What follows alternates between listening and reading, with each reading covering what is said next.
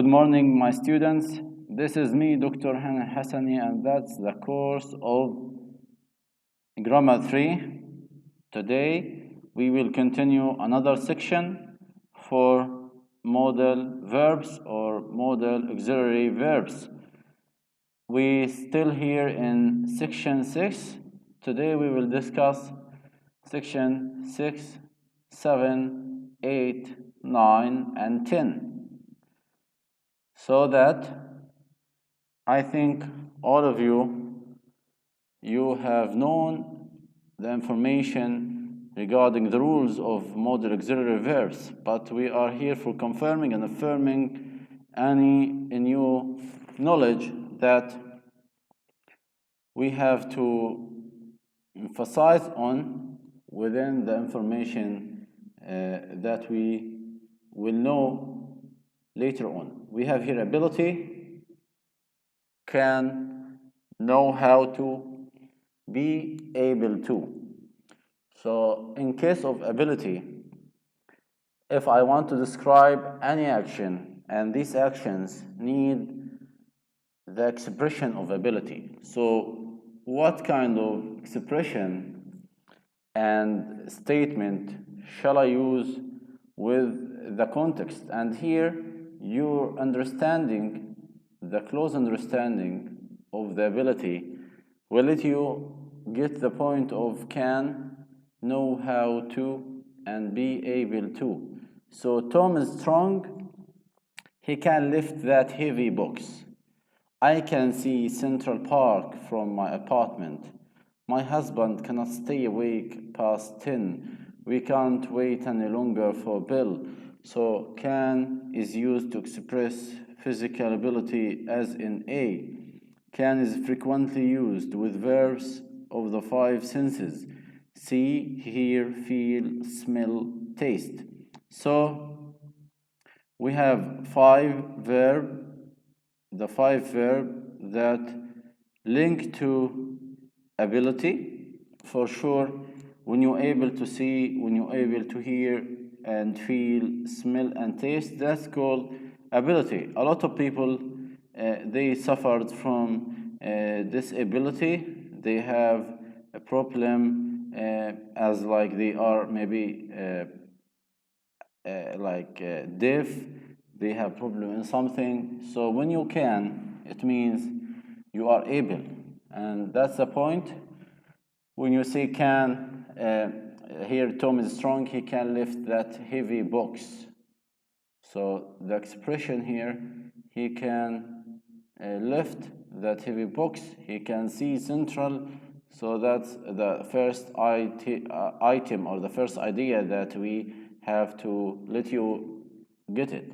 Second is how to use the negation. Sometimes we have to write cannot in the same words, so no need to say can and not. So sometimes we can use can't, and sometimes we can use cannot, and sometimes we just used to have it like this kind of format. Cannot is the usual one that we deal with, but can and not, it's unusual in writing or in written context. We rarely find someone who could write cannot like this. We can't wait any longer for Bill. So we can't, it means we can't continue waiting. We are not able to wait him again or anymore. Maria can play the piano. So that's the first. Maria knows how to play. So knows how to play, it's already equal to can play. If I bring to your question, true or false, knows how to play is equal to can play, you have to tell me it's true. Why? Because if you know how to do something, it means you can, and it's about a kind of ability. G-H-I-J, I'm able to help you know. Are you able to help me? I live this.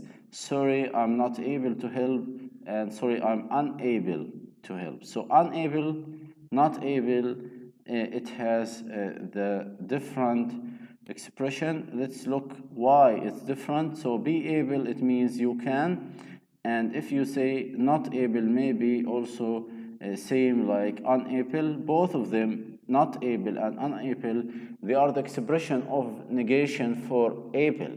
So when you use able and you want to do kind of negation, the negation here, it's great and it's totally obvious to people by two or both style of writing. Sometimes we can say or unable, another time we can say not able.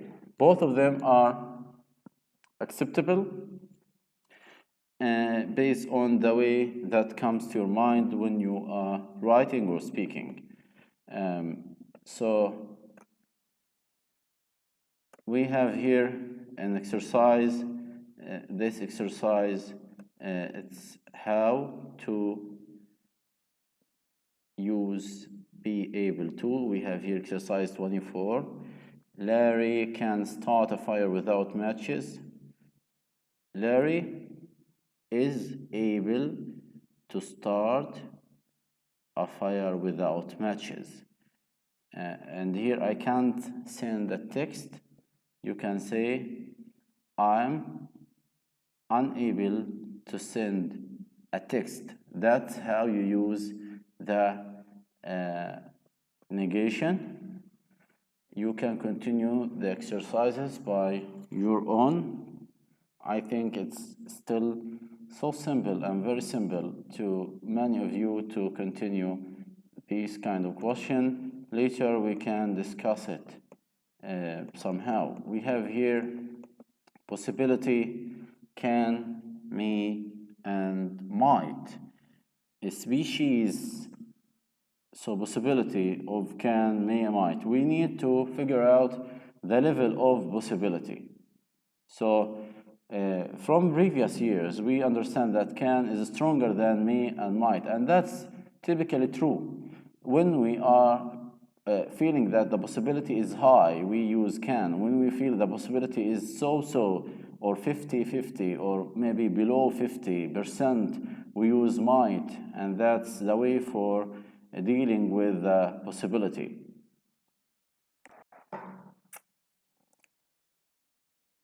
Then here, the possibility that we need to understand. We have here in A, generally possible, typical, or common. So when we are looking to three meaning of can, we can check out the possibility, whether it's common or typical. Common, it's well known to people. Typical, it can also looks like for personal things. You can learn, and B, it's you is impersonal, and it refers to general rather than specific. You can learn a lot by watching cooking shows, and here you can be sent to many people, as I'm already having a speech with different kind of people, and that's why if I ask a question here, you in after you we put can, that's referred to possibility for general people. You can learn. If I put this sentence, you can learn a lot of by watching cooking shows, or you can learn English by watching YouTube videos. So that's very impersonal because I already deliver a speech for general people or for anyone who will listen to me. See, species may, might be, and may, might need. For sure, like we know that may and might be, but we didn't know might need. Why? Because we deal with always with the may and might. That's how we deal with the modal verb auxiliary may and might be. Species may be more expensive at the store. Maybe it's about future possibility or the expectation. Or I understand that everything in the store is always more expensive, or it's more than what I thought, and here there's a chance that a species will be expensive, and maybe if I go to the store I will find kind of sale, and this sale make the price for species or any other item is like very low. We have here Lisa might need your help in the kitchen. So there is a chance that Lisa needs or need your help. Can is not used for this meaning. Incorrect. Lisa need your help in the kitchen. So why we say it's incorrect here? Lisa can need, because we cannot put two auxiliary verbs together. So can and need, they are together, and here we couldn't put them together, and that's why there is a chance that Lisa needs or will need, and that's why can and need couldn't be in the same statement. Can is not used for this meaning. Can't be used for that meaning. Why? Because the can means like you are almost sure, but may and might there is kind of uncertainty, and that's why you may need.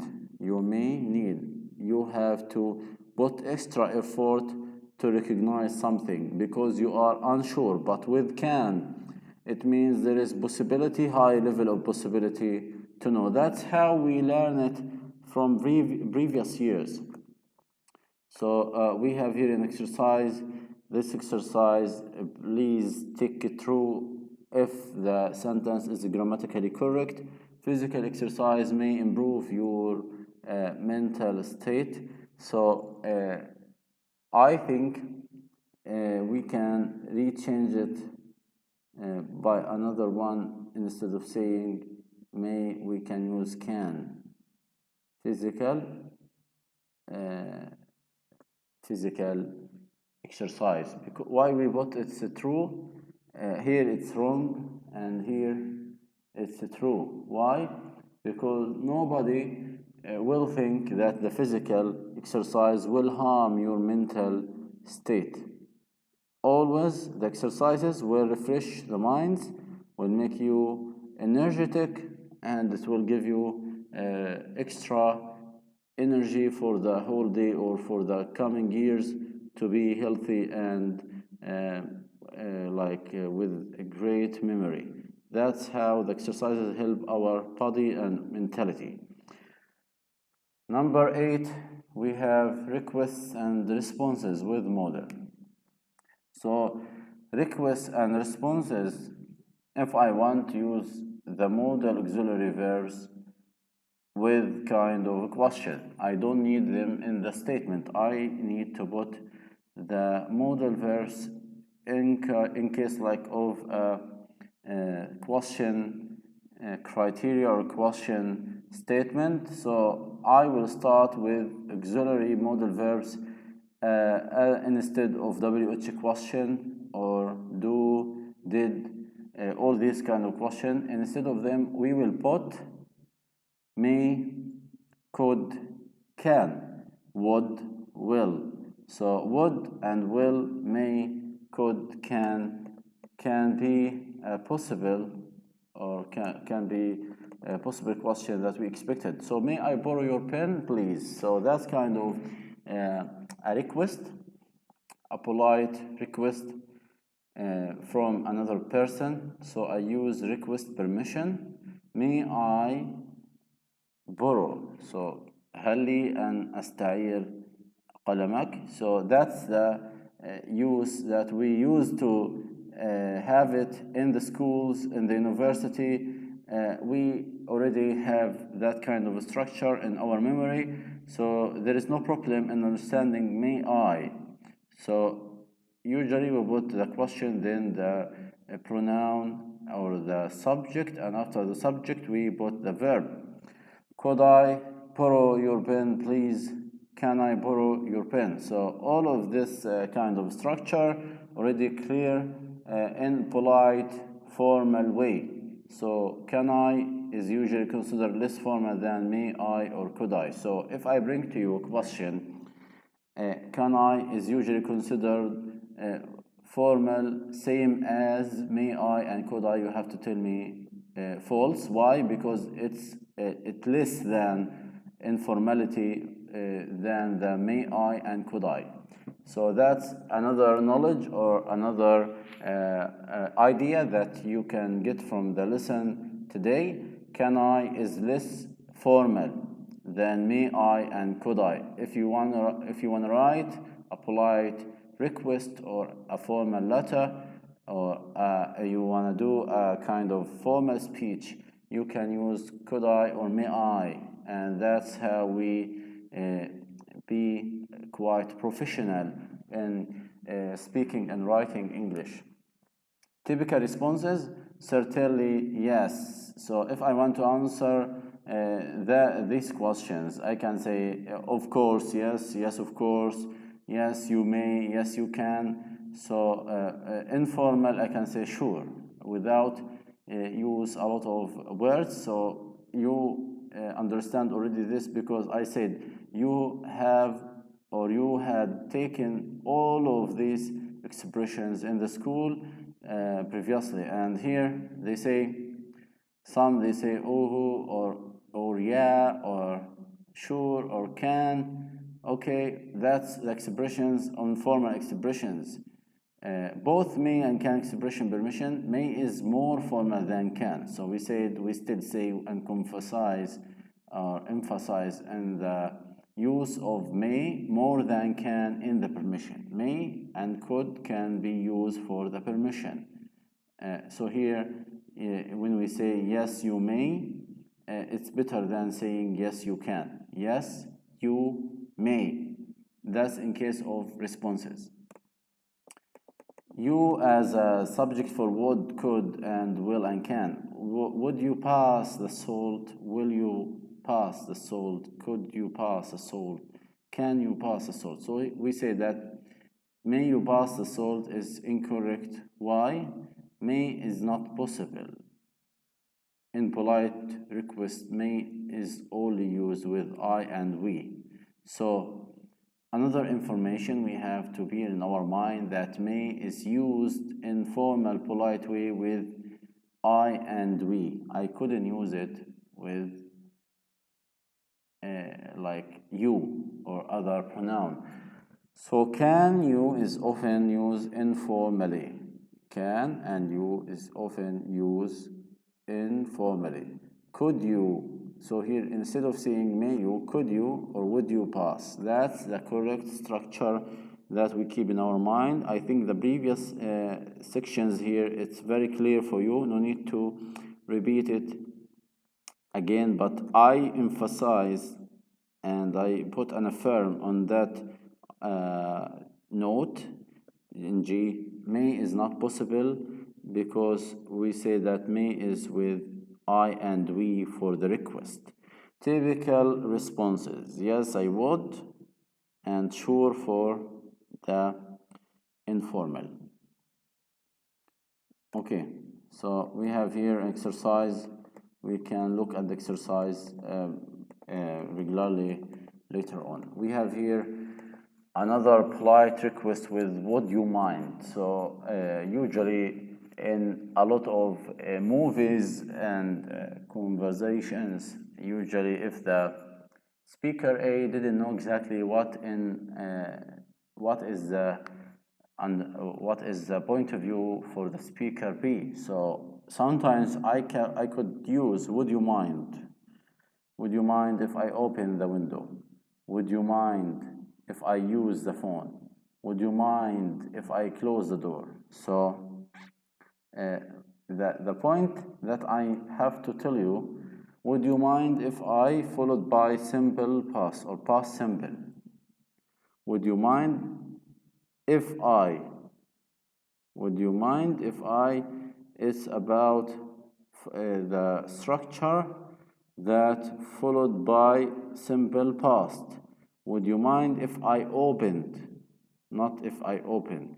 So that's how we deal with the permission. So that's all about asking permission. Asking permission is not like kind of what to say, it's not normal permission. Sometimes you have to be very, very polite with the person, and using would you mind if, that's a very clear, polite request from the person, and usually he will or she will accept your your permission or your question, and the responses can be no, not at all. So يعني لا أمانع, no, of course not, no, that would be fine. So you have to put no. That's how we deal with it. Sometimes informal spoken simple present is used. So would you mind if I close the door? Mind if I close the door? C and D, it's about what? It's about using in informal speaking. Informal speaking for C and D, we didn't put the past. So if I want to use would you mind if I opened, if I used, this is the formal usage. And the informal use is using the structure would you mind if I close with simple, present simple, and that's for the informal writing or speaking. Mind if I close, so I shorten or I make a shortcut for that sentence, just say mind if I close the door. Mind if, I didn't say would you mind. So this is also informal structure. Again, asking someone to do something. Would you mind opening the window? Would you mind opening the window? So here I'm asking another person, would you mind opening the window? I put here a gerund, and the meaning here for gerund, because I ask another person to do it instead of me. Would you mind opening the window? I am not the doer. I'm not the person who is doing the action. So if I ask another person or another friend or another girl or woman or man, I have to say, would you mind opening the window? I'm not doing it, or I'm not doing the action. The informal response can be no problem or sure, but the formal one, no, I would be happy to, not at all, I would be glad to. So here, if I say, excuse me, would you mind repeating that? Would you mind repeating? So you ask the question because you are not the one who will repeat the maybe sentence or the event or the action that you have done. We have here, would you mind, how to make a sentence, would you mind? We have here, I want to turn up the heat. Would you mind if I turned up the heat? I want you to turn up the heat. Would you mind turning up the heat? So you can see the difference when we use the structure that I want to do it. So I say, would you mind if I turn? And if another person you requested from, when you say, I want you, would you mind turning up the heat? So that's the difference between the two structures. I wish you get the point from it. That's how we deal with the structure of requesting the things from others, and how to be polite when we ask for something or when we need the permission to take something from others or to do something for others. That's the polite way for writing the structure. Last, here we have kind of making suggestions by using let's, why, don't, shall I, we. So we have few structure or a few expression. This expression for suggestion, and I repeat it again, you had this before in the previous years with teachers, but again we need to confirm the point one more time. with you how to use it correctly or accurately.